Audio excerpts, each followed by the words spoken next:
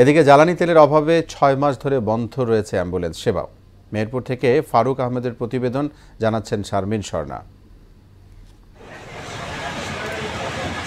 ১৯৬৩ সালে ৩১ শয্যা বিশিষ্ট গাংনী উপজেলা স্বাস্থ্য কমপ্লেক্স নির্মাণ করা হয়। পরবর্তীতে রোগীর চাহিদা বিবেচনায় ২০০৬ সালে একে ৫০ শয্যায় উন্নীত করা হয়। তবে জনবল কাঠামো আগের সংখ্যাতেই। এ অবস্থায় উপজেলার ৪ লাখ মানুষকে সেবা দিতে বিড়ম্বনায় পড়েছে কর্তৃপক্ষ।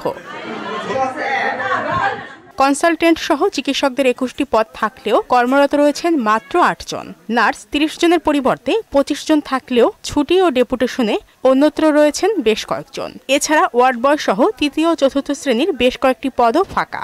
বাচ্চা খুব অসুস্থ, অনেকক্ষণ দাঁড়ায় আছে, কিন্তু ডাক্তারের কোনো সেবা পাচ্ছি না। টিকিট পাইতে একটু লেট হয়, আর ডাক্তারের কাছে তো বাচ্চা দেখাইতেছে নিজেরাই রোগী হয়ে যায়। আজকে 7 দিন হসপিটালে ভর্তি আছে, 7 দিনের মধ্যে ৬০০০ টাকার ওষুধ দিয়েছে। একটা ইনজেকশন নাই, একটা কোনো কিছু আমাদের দেয় না, শুধু একটা করে নাপা বড়ি দেয়। এখানে যে পরিমাণ রোগীর চাপ, তাতে যা আমাদের জনবল আছে তাতে ২০ শয্যার হাসপাতাল চালানোই মনে হয় কঠিন। এতে আমরা সেবা দিতে হিমশিম খেয়ে যাচ্ছি।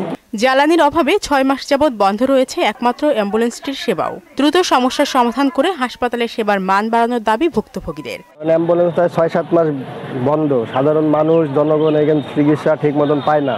২.৫ লাখ টাকা বাকি আছে বলে তো গাড়িটা বন্ধ আছে। বিষয়টি স্বীকার করে সমস্যা সমাধানের আশ্বাস দিয়েছেন পরিবার পরিকল্পনা কর্মকর্তা।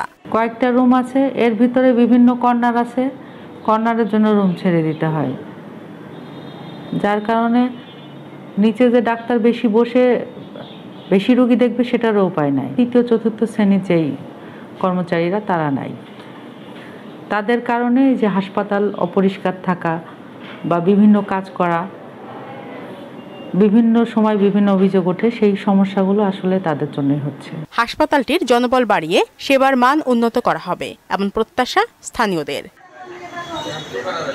শারমিন স্বর্ণা, মোহনা সংবাদ।